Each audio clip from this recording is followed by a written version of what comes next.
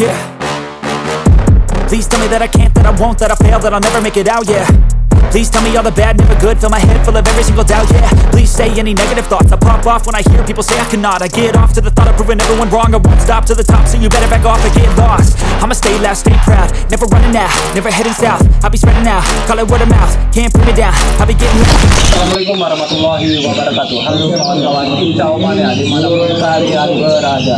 Video kali ini ya kita berada di Mataram dan ini spesial lebaran ya, memperingati hari Natal ya. Ya, Natal benar. Memeriahkan ya. Dan di sebelah kita sudah ada salah satu pemain legendaris ada. Dan burungnya pun ya sudah bertahun-tahun juga Mas ya. Alhamdulillah Mas. Alhamdulillah. Sekian tahun lah. Ya. Nah itu silakan memperkenalkan diri Mas. Namanya siapa dan nama burung siapa? Aduh. Yang teman-teman di rumah tahu kan. Siap. Oke, assalamualaikum warahmatullahi wabarakatuh.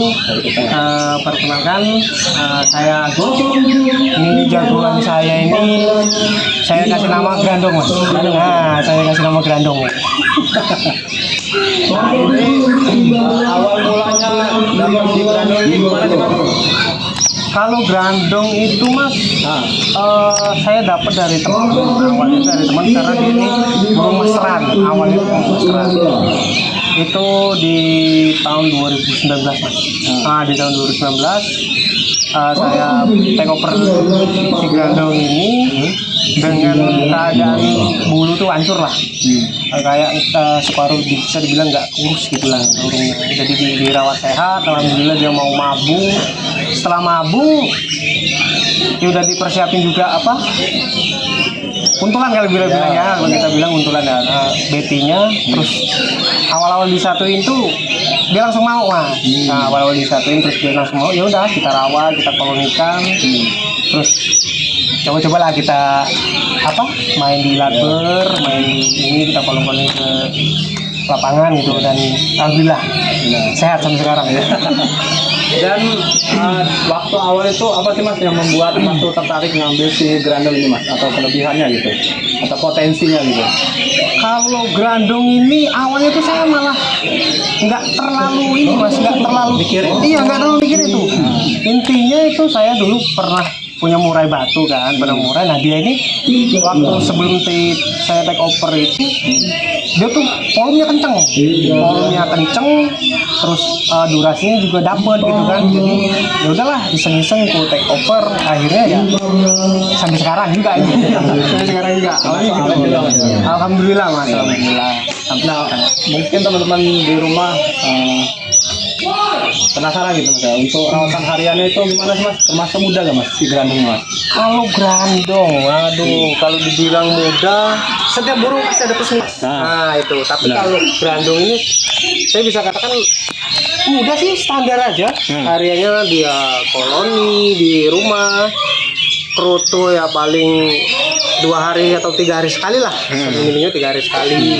Ya cuma di rumah tuh di koloni, ganti air mandi, ganti pakan ya gitu-gitu doang sih Mas. Cuman paling malam kita, karena saya nggak ada masteran hidup yang harganya mahal lah gitu kan. Jadi saya pakai MP3 Mas. Malam pakai MP3 sampai jam 9 gitu. Ntar pas ngembun kita bikin lagi. Hari ini cuma koloni doang ya di rumah. Berarti kalau jemurnya nggak terlalu Mas? Kalau jemur saya bisa katakan karena saya juga mengondisikan saya juga kerja. Paling pas saya libur aja doang tuh. Kalau pas ini ya 2 hari sekali, 3 hari sekali juga. Begitu saya kasih kroto, dia juga ikut jemur pas saya di rumah. Jadi seketemunya aja Mas? Iya, kalau orang Jawa bilang sakarep-karep begini. Begitulah. Benar. Begitu. Nah untuk pertama kali gantang nih Mas, kita masuk pertama kali gantang. Si Grandong ini apa sih Mas permasalahannya Mas atau kendalanya itu Mas? Nah ini saya bukan menggurui atau apa ya, saya sekedar sharing. Grandong ini mas, setelah saya take over ngurak, saya kasih beti, terus koloni-koloni bukan di lapangan sih, di tempat-tempat temen gitu kan. Pas pertama kali dia gantang itu mas, alhamdulillah tuh langsung 1-2. Gantang tuh 1-2. Saya juga di atas tuh kaget kan. Dia awal-awal sih memang awal-awal dia di awal dia cuman agak kayak bingung gitu. Tapi di tengah akhir dengan kondisi mungkin musuh yang lain juga tidak kerja maksimal gitu kan, mungkin ya dia mungkin ada nilai plus juga dari juri gitu. Dia pokoknya pertama kali itu langsung 1-2 itu kalau nggak salah tuh main di UNZR itu mas. Saya tuh main di UNZR. Awal-awal pintu Grandong ke lapangan gitu. Awal-awalnya. Nah untuk senjatanya sendiri mas, di Grandong ini apa aja sih mas? Mungkin teman-teman di rumah penasaran juga. Aduh, kalau senjata mungkin ada parang, ada arit. Lengkap mas. Ya, kalau senjata materi lah ya, materi itu. Materi itu Grandong tuh ada untuk sekarang nih mas. Sekarang alhamdulillah setelah dia selesai mabung, saya nggak tahu tahun ini mabungnya cepet banget Grandong. Tapi dia ada masih ketinggal sayap berapa helai sama buntut lah. Berapa helai. Kalau sekarang tuh andalanya ada di Rambatan Paru Merah, ada di Cililin, ada di Kapas, Kapas Tembak, terus kayak samar-samar Cigun tapi bukan Cigun gitu loh mas. Gitu. Ya kayak gitulah. Di 2023 dia yang waduh hancur-hancuran dia. Di 2023 tuh Grandong udah parah banget. Trouble parah. Dia yang pertama untungannya mati, untungan dia lama tuh mati. Terus yang kedua itu dia kejepit sayapnya mas. Waktu saya ngebersihin ini kan, saya kalau ngebersihin karpetnya saya copot nih kan. Nah, itu kejepit tuh karena dia apa ya berkelahi sama ini yang tulangnya yang baru itu kan, jadi kejepit dan aduh nggak tahu dah tuh. Saya sempat coba-coba lagi gantangan, memang nggak maksimal, dari poin dia turun, dari materi dia juga turun gitu. Ngawur lah pokoknya. Alhamdulillah lah setelah ini kita coba-coba lagi gitu kan, kita maksimalkan lagi gitu. Berarti memang tidak selalu atau tidak kondisi terus mas ya? Ada masalah-masalahnya juga. Setiap bener mas, setiap burung. Ya saya baik lagi ini pribadi saya ngomong kayak gini. Saya nggak bermaksud menggurui, karena di luar sana sebenarnya lebih banyak yang lebih paten di ponin, lebih jago, lebih ini. Ya setiap burung tuh pasti ada plus minusnya mas. Pasti ada plus minusnya. Ada yang durasinya enak tapi volumenya kurang, ada yang mainnya rally. Itu saya juga, kalau menurut saya tuh termasuk plus minus lah ya, karena sekarang saya lihat tuh kebanyakan tuh pemain yang cari yang satu titik makin banget. Kalau saya pribadi sih agak apa ya, agak kurang sih mas, agak nggak terlalu sama burung satu titik, nggak terlalu, bukan jelek ya, karena memang saya pribadi tuh kurang gitu sama enak yang rally gitu. Nggak fokus cuman gitu aja mas. Ya, makanya itu ya setiap orang kan beda-beda, ada yang pengennya kriteria. Nah itu dia main anteng, main apa, tapi kalau saya sih lebih ke rally kalau saya pribadi gitu. Dan untuk prestasi yang paling membanggakan atau yang paling teringat terus mas, itu pas kapan tuh mas si Grandong itu mas? Masa-masa jaya ya mas? Aduh, kalau prestasi, ngomongin prestasi saya malu juga ini sama suhu-suhu yang udah lama berkecimpung di konin ini. Ya kalau prestasi adalah yang membawa, saya jujur lah. Terserah ya orang mau bilang munafik atau apa. Benar. Setiap dia kerja maksimal, apalagi dia sampai dapat poin, itu bagi saya itu prestasi yang membanggakan. Cuman memang ada beberapa, itu waktu di Kancah Aldi Cup Pageralam tuh kalau nggak salah, benar. di Bupati Lahat, di Kalapas Lahat, sempat juga di Mas Pro Cup Bangkok, terus kita main di Linggau ini apa Kapolres, terus Kalapas juga. Alhamdulillah lah mas ya, walaupun cuman 3-2 gitu. Karena memang burung tuh, kita bawa burung dari rumah, kita udah setting, kita udah apa, ini kalau di atas nggak hoki ya kita mau bilang apa gitu. Intinya ya kita sambil ngelihat lah kan kita di atas tuh gimana, itu kan membuat PR kita gitu. Benar. Ya itu sih mas. Nah mungkin ini mas, kita pindah agak topik dikit ya kan? Boleh. Ya, nah itu mungkin teman-teman di rumah yang masih pemula gitu kan, yang baru belajar main konin gitu kan. Nah itu Gimana sih Mas kalau mau pengen memilih nih atau membeli burung gacoan gitu Mas? Apa aja yang harus diperhatikan Mas? Begitu ya. Supaya nggak meleset lah gitu kan. Menurut pribadi Mas aja gitu. Gitu ya. Saya sebat dulu boleh. Iya boleh. Biar lancar Mas. Saya gemeteran ini terus. Aduh kacau deh ini. Kalau pemilihan bahan, Ya. ya saya nggak bisa ngomong suhu atau apa. Ya. Saya pun pemula mas. Saya tetap banyak belajar. Ya. Sama siapapun saya tetap banyak belajar.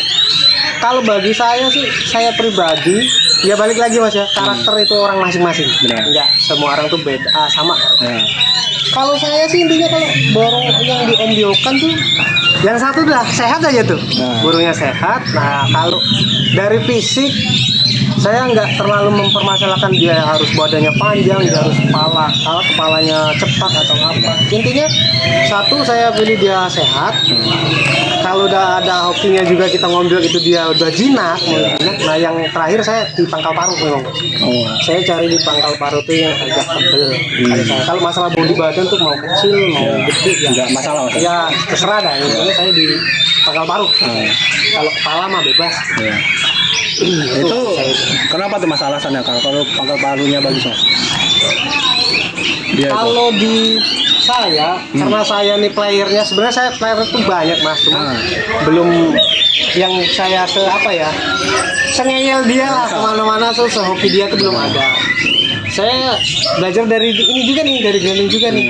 Saya perhatiin paruhnya tuh, pangkal paruhnya tuh memang tebel gitu mas. Jadi dia lengkungnya juga apa ya, gitu. Pokoknya agak ngelengkung terus paruhnya tebel di pangkal paruh. Karena saya ngeliat dari dia tuh, jadi iseng-iseng tuh. Sebenarnya saya nggak tahu mas, sebenarnya saya nggak tahu.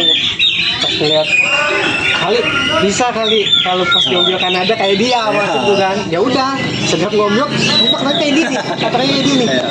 Tapi juga sempet gagal juga mas, maksudnya zoom juga, dapet kepalanya bersama. Pangkal paruhnya juga sama, terus sampai sekarang polunya nggak maksimal. Dia ya ada materi tertentu yang dia volume keluar gitu, tapi di materi lain dia nggak keluar. Terus sampai sekarang masih ada burungnya. Gitu sih mas.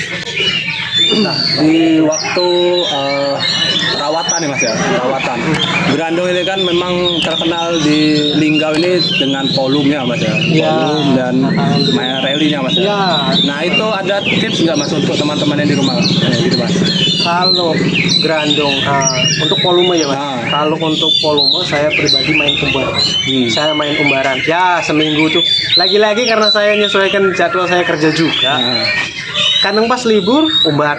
Yang penting kalau dia ini 1 minggu 1 kali aja. 1 minggu 1 kali pasti umbar gitu. Terus kalau kebangun tetap main embun juga. Tetap main embun. Kadang saya embunnya tuh embun tapi bettingnya saya copot lah. Ya dia bunyi-bunyi. Ya biar dia bunyi-bunyi, biar sambil kita mastering juga, biar dia ngulang-ngulangin lagu gitu. Itu kalau saya berbagi sih. Jemur tuh kalau saya berbagi kayaknya bisa juga dah. Bukan untuk menambah volume ya mas. Setiap pohon ini tuh ada volume maksimalnya, volume bawaan burung gitu kan. Intinya kita cuman memaksimalkan. Kita nggak bisa kalau rawat gini nambah nih. Kayaknya saya belum pernah nemuin gitu, kayak yang model gitu. Memaksimalkan mungkin bisa, memaksimalkan lah. Itu. Nah, untuk si Grandong ini Mas, ini kan saya perhatikan juga Mas ya, dari zaman waktu itu sampai sekarang pun masih dikejar-kejar orang Mas. Nah itu gimana tuh Mas untuk Grandong ini Mas? Kalau Grandong sejujurnya mas,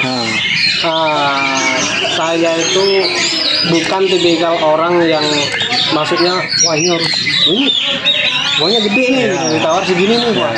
Dengan kita melihat ke belakang belinya harga segitu. Saya gini mas, Grandong ini udah dari 2019 sama saya sampai sekarang alhamdulillah. Kalau saya mikir flashback ke belakang itu banyak banget saya ketemu teman baru, ketemu keluarga baru, ketemu ini. Mungkin salah satunya itu saya sih apa ya sebenarnya masih berat untuk ngelepasin dia. Cuman kalaupun memang ada ya dengan karena saya bingung nih ngomongnya nih. Saya nggak niat jual tapi orang itu memang bener gitu ya saya patok sekian kalau dia mau monggo. Karena kemarin waktu di apa ya, waktu saya lupa tuh, waktu sudah dimulai dilihat dari Kalapas ya, Kalapas meninggal saya sore ya, ada lah tawaran itu ada, cuman banyak tawaran dari Jambi, dari Bengkulu, dari Pagar Alam, dari yang terakhir ini malah dari Bengkulu sama Wamang nih. Itu ada, cuman memang kayaknya belum pas gitu, harganya belum cocok ya. Udah kita main-main lagi, coba udah ngisi-ngisi waktu luang juga, saya libur kerja terus ketemu temen-temen yang ngopi apa ngerokok gitu lah, itulah pokoknya. Tapi kalau ada memang yang cocok dengan harga yang saya ini ya, kalau saya ini dengan harga segitu insya Allah saya nggak jadi juara, tapi saya nggak jadi garansi dengan harga segitu. Itu sih Ibaratnya nggak lepas ya, gitu aja, saya nggak Pak. lepas gitu aja, asalkan dia masih dengan rawatan saya, masih pakan juga tetap pakai saya, itu insya Allah saya tetap backingin. Banyak mas, saya bukan mau sombong, malah lagi nih mohon maaf nih buat teman-teman yang bukan mau sombong, banyak kok burung tuh yang burung saya nih yang lain dari Grandong ini, ada yang lari ke sana, ada yang lari ke Kurup, dari ke dalam banyak, ke Sekayu juga ada, arah Jambi juga ada, asalkan dia masih dengan rawatan kita ya kita masih inilah. Cuman kalau dia udah lain kayak pakan juga ini dari sudah dia pakai sendiri, saya kurang tahu deh. Karena dari dulu mas, dari dulu Grandong nggak pakai pakan pabrikan, bukan bilang pakan pabrikan jelek, enggak. Pakan pabrikan udah, kalau udah berani kasih pakan pabrikan tuh bagus lah intinya kan, ininya gitu. Dia udah berani kasih